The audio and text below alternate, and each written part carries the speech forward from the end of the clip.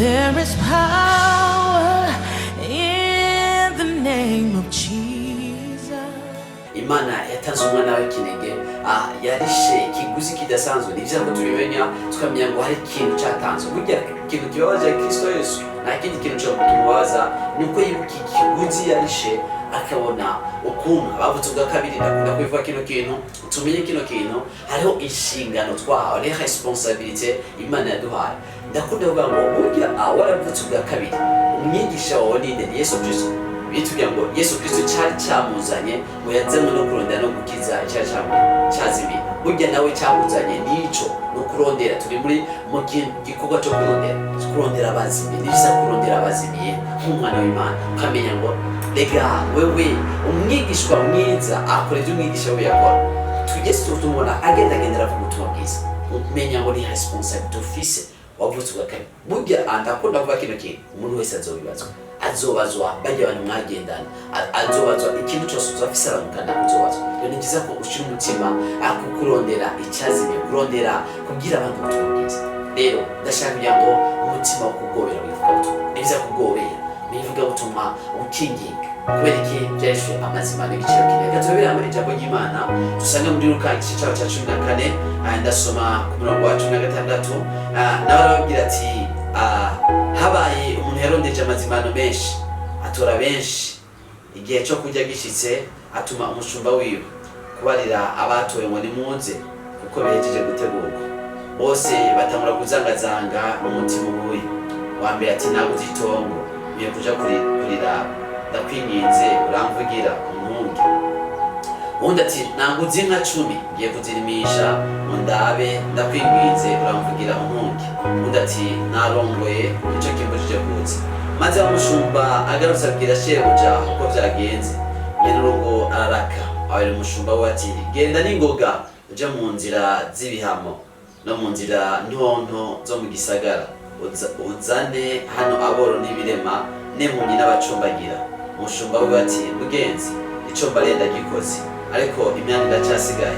Shebuja ari umushumba we ati genda uje mu nzira z'iroro no mu mihora, ubagobere baze kugira ngo inzu yanjye yuzure.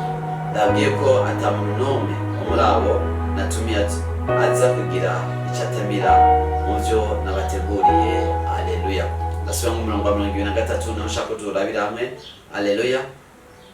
Avuga ngo shebuja barira uno mushumba ati wiwe ati genda uje mu nzira z'iroro no mu mihora, ubagoye baze kugira ngo inzu yanjye yuzure. Haleluya. Ubagobera. Ndashaka tugira ngo tumenye ikintu cyo kugobera bivuga utuntu. Ikintu tukwiye kumenya nike tukwiye kumenya bivuga ngo uno muntu yarondeje amazimano w'igiciro kinini cyane. Menya ngo amazimano Imana yaturondeje yarishe ikiguzi kidasanzwe. Yatazunga nawe kinege mani majambo yaritanze ubwayo. Rero nta kindi kintu yari gutanga ariko yatanze umwana wayo, yaritanze ubwayo mu buryo budasanzwe. Menya ngo ni ikiguzi kidasanzwe Yesu yarishe ku musaraba, yarishe ikiguzi kidasanzwe kugira ngo twebwe uno munsi aturonke, kugira twebwe. Rero ni byiza ko umuntu wese rero kino kintu abo yatumye abambere bake batangura kuzangazanga. Basabangaho ngiye kuraba ibidandazwa, naguze itongo, andi mu budandaji, ndi mu bintu kanaka, niho nkigira umugeni, ndakwingiza kuvugira. Ndakunda kuvuga kino kintu. Burya ibintu byose nomvuga ngira mvuye kino kintu mu gikorwa cy'Imana. Impamvu zose ugerageza gupresenta, impamvu zose ugerageza kuvuga, zose zirumvikana. Mugabo imbere y'Imana ntibyumvikana. Turamaze kubona ibintu kanaka. Ni byiza ko burya Imana yaradutumye. Tugiye kumenya ko Imana yaradutumye. Imana yaragutumye genda uvuge ubutumwa bwiza. Nta mpamvu nimwe yo presenta imbere y'Imana, zose umenya zirumvikana. Igihe kimwe haza umuntu ambwira ati Yesu avuga ati genda ukwitse ijambo ry'Imana, cyangwa ati ndakwinginze data mandurinde nje guhamba data. Avuga ati reka abapfuye baje guhamba babo.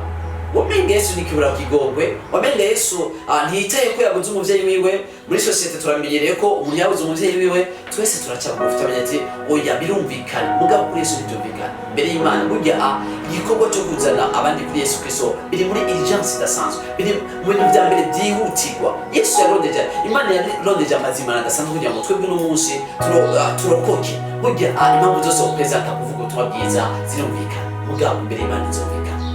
Haleluya. uvuga ngo hariho business niko ndagira mugaye cyambere landera muri Kristo Yesu zana abandi baze kuri Kristo Yesu. Ndakunda kuvuga ngo ubutumwa bwiza bukorwa gute? Kuko ubutumwa bwiza bukorwa mu mice myinshi. Alleluia.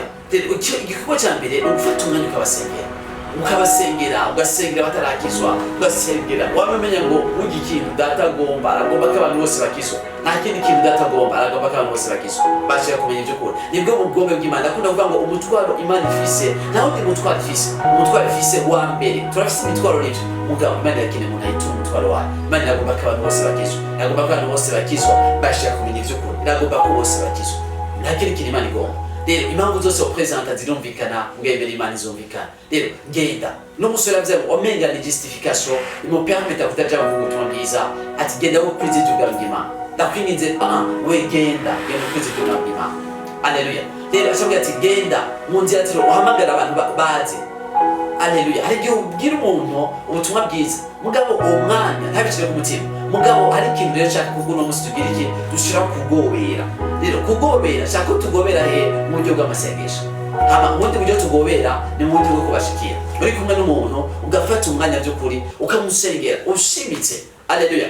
Ndabona abantu tukunda kujana kuvuga ubutumwa bwiza ku matende dushikako abantu bose turabaze na Kristo. Alleluia. Tugafata umwanya tukinginga data kugira ngo yoroshe imitima. Niba ngo ivyimugwa n'byinshi ngo ariko abimutse nibake uko ni mwinyige data warundi abimutse mu vyimugwa vye mwinyige data.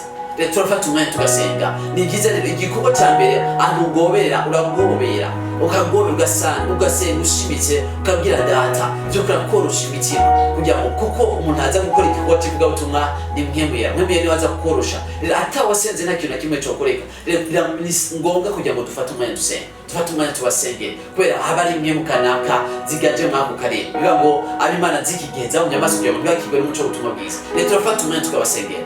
Rero umushikiriye ni byiza rega ushaka kumubwira akavuga ati ibyo by'ubutumwa bwiza akakubwira ibindi bintu mugobere inginga mubwire ko ari wapfuye ibyaha bye Yesu, mubwire inkuru nziza, mubwire ko Yesu amukunda, mubwire ati arakeneye ko kuba mu mutima wawe, arakeneye ko umwizera, nta kindi kintu niyo ngabire akuzaniye. Mugobere aze kuri Yesu, mugobere ntandi mahirwe afise. Alleluia. Ashobora ati nzoba ndabiko nuno munsi, mubwire ati nuno munsi kuko ejo hiwe ntahazi, amasaha abiri ntayazi, minota 30 ntayazi. Rero mugobere kugira ngo yakire ubutumwa bwiza, yakire inkuru nziza, yakire agakiza, yakire ubwo bugingo budashira. Mugobere. Rero ashobora ati genda mubagobere banze, genda mubagobere. Turamaze kubona iyo tuvuga kugobera turumva ko ni ijambo ryumvika, ni ijambo hari igihe usaba umuntu, hari n'igihe ugobera n'ingezo ugenda ukoresha mu buzima kugira ngo iyo ntambuko yo kugobera ushikeko. Urashobora kugobera, turakunda kubona abana basaba hari igihe kugobera nubwo utagomba kumuha mugabo ugasanga wabikoze kubera iki yakugobereye. Alleluia. Turagomba ko inzu ya data yuzura, turagomba ko ngiho no atagira ubonekayo, aho turagomba ko inzu ya data ko bwami bw'ijuru bwuzura. Alleluia. Turagomba ko bwami bw'ijuru bwuzura. Bagobere baze kuri Yesu, bagobere. Alleluia. Babwire ntubantu uri sinda bibazo n'abantu ngo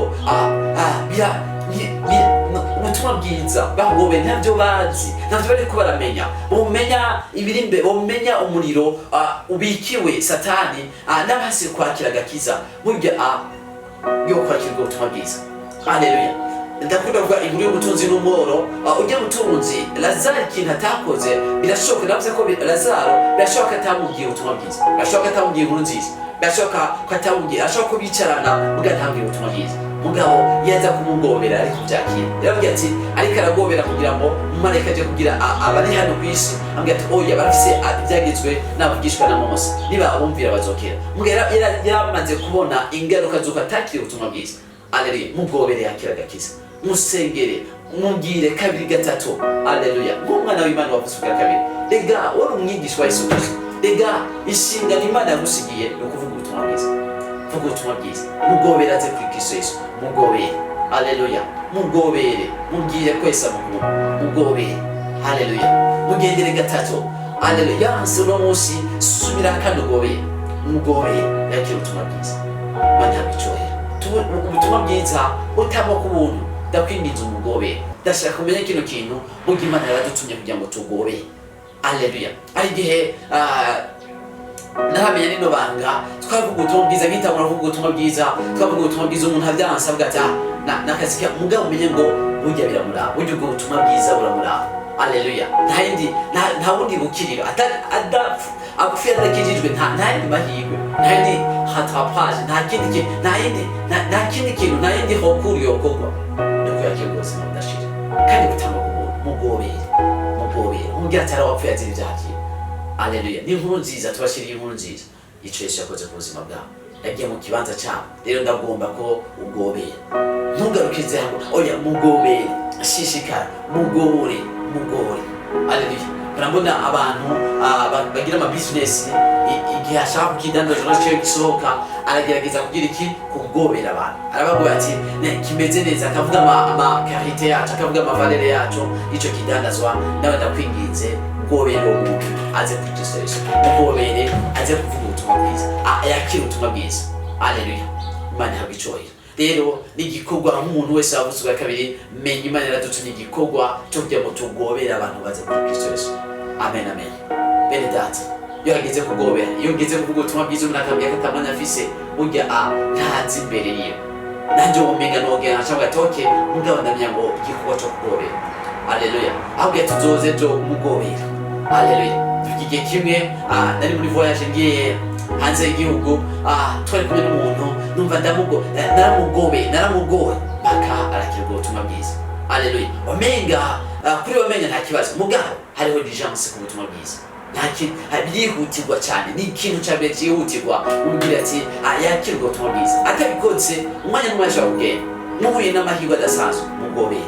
hari impamvu Imana yapermise ko abanyeshuri mwigana bagobere abo mukorana bagobere batumira gusengera basi. Haleluya. bagobere baze kuri Kristo Yesu nta ikindi kintu kiryoshe kuvuga ubutumwa bwiza bagobere bakira agakiza bagobere bakira ubuzima budashira. Yesu araza vuba kandi Yesu atarazofushura rwose rero mugobere. Haleluya. mugobere mubwire amavalere ya Yesu mubwire ko Yesu ari umugwaneza ari umunyamahoro mugobere ataragukunda rega yagiye mu gishingo cyawe ndakwingiza umugobere. rero Imana ikitwigisha iki kugobera. Haleluya. hari igihe umubwire ukamengera byanse ariko Imana ikatubwira ati mugore kugobera no kugora mwizingire kumubwira ati Yesu aragukunda. Haleluya. Yesu aragukunda. Yesu atakubwira mubabwira mubagobere banze data yateguye amazima data yateguye ibintu byose bagobere baze kuri Kristo Yesu n'umunyamahoro bagobere baze babwire ko bakunda bagobere baze bagore babwire ko Yesu bakunda. Haleluya. rero ni kino kintu menya ngo kuvuga ubutumwa bwiza omenga atabikunze omenga mugobere. Haleluya. mugobere. Ndazikora principe zindi mugabo ndashaka kugira ngo Imana ikitushira muri ndurugezo rwo gukura ko kugobera. rero umuntu ushobora kugobera adafise indani muri we passion des impériaux udafise kumenya ikimazi cya Yesu Kristo. ni byiza ko ugira ikimazi cyo kumenya ubuzima bwa Yesu Kristo. ndakunda kuvuga ngo umuvuga ubutumwa umuntu avuga inkuru nziza umuntu apresenta ubutumwa bwiza n'umuntu kenshi afise ubuzima bwo gusenga aba yuzuye urukundo rw'Imana rwasuye umutima yacu n'ahantu wamudevelopa urukundo rw'Imana n'amana wama wibaza guca Imana ku buzima bwawe bizogushoboza kuvuga ubutumwa bwiza bizogushoboza kugira umucanwa wo kuvuga ubutumwa bwiza. Haleluya. nibaza ko ubukurikira tuzorabira hamwe ikigwa gute passion des âmes iduga passion des âmes iraduga. Haleluya. tuzobirabira hamwe rero ijambo ry'Imana ndabaza nini kugobera umuntu wese umuvyeyi wawe umugobera atarakizwa burya nta ndi mahirwe abo mwigana abo mukorana abo mubana bagobera. Yesu araryoshe nta yindi nkuru nziza dukwiye kuvuga nta n'ikindi kintu kirishiye cyo kuvuga burya woshobora kuba ufise produit kanaka ukayigobera ukamubwira ati produit kanaka ni nziza iyi produit kanaka irakunzwe ino produit kanaka abantu bose bariko barayikoresha mugabo hariho produit y'izina rya Yesu Kristo igobere babwira amavalere ya Yesu. ndakubwije ukuri igihe nakiragakiza n'uno musi sinicuza. Haleluya. n'umusi sinicuza. Haleluya. bagobere n'ibintu by'agaciro turakwiye no kugira ishyari byo kubivuga n'ibintu bigezwe ni produit nziza cyane. Haleluya. Yesu atumereye neza bagobere bazi. Haleluya. rero Imana ibahezagiye mukomeze kuranirwa umwami wacu Yesu Kristo. Reka fate umwanya senge kugira ngo Imana by'ukuri isuke igisharara, isuke passion des imperdus muri twebwe, kugira ngo Imana ikomeze kuduhaguza. Burya turakeneye kuvuga ubutumwa bwiza bwa Yesu Kristo ahantu hose, aho ugeze hose umenye ngo ikintu nashiriweho no kurondera no gukiza icyari cyarazimiye. Data, izina rya Yesu Kristo ndaguhaye icubahiro. Reka mwami usuke inzara n'inyota yo kuvuga ubutumwa bwiza, usuke passion des imperdus ku muntu wese ariko aradukurikirana. Urakoze mwami n'ubuntu, suka inzara n'inyota ku muntu wese mu izina rya Yesu Kristo, mu izina rya Yesu Kristo. Mwami usuke inzara n'inyota, mwami suka inzara n'inyota kwitwarika ibyo urikura uritwarika, ushira umutima ku byo urikura shira ku mutima mu izina rya Yesu Kristo. Amen.